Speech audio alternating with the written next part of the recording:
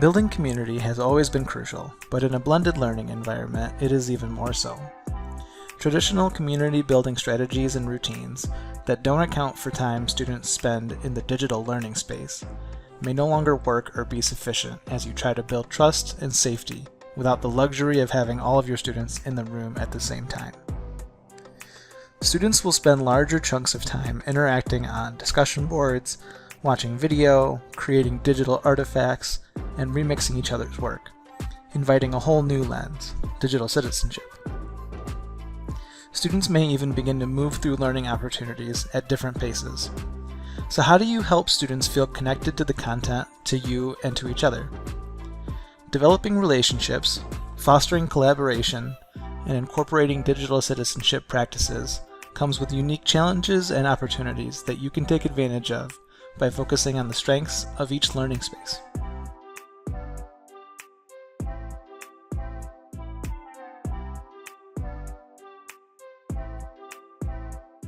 Take advantage of the time you have with students. How much of your time with students, whether that be in class, via video conferencing, or a combination of the two, is spent on teacher talk? Can you take that explanation of a concept or those step-by-step activity instructions and record them ahead of time? Social value is a strength of the in-person synchronous learning environment, and you should revise your plans to preserve that time for students' voice and collaboration.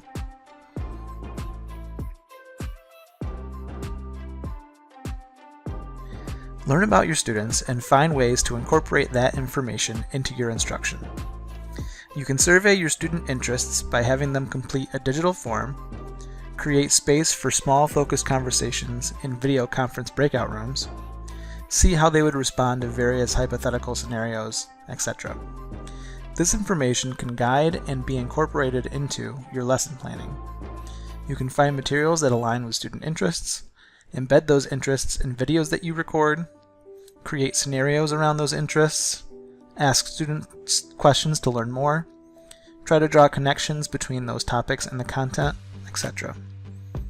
Students don't have to be in the room with you to see that you care and that they can trust you. They will be more likely to engage with the materials you put in front of them if they can expect a personal connection to them. You can also use their interests to help students think about the learning process. Why are they willing to spend their free time on something? How do they get better at it? Is there a community of people that they can connect with around it?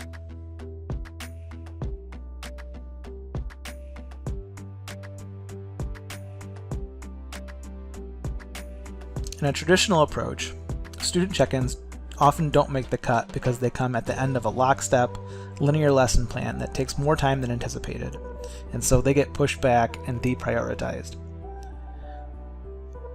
One of the strengths of blended learning is flexibility. The nature of the approach is that you are not the center of the classroom universe. Because you are not performing center stage, you can get creative with how you allocate your time. The student check-in benefits from this flexibility and can be used to have brief moments of genuine connection with each student, where they share what's important right now. This will give you a more complete picture of your classroom, and over time, a more complete picture of each student.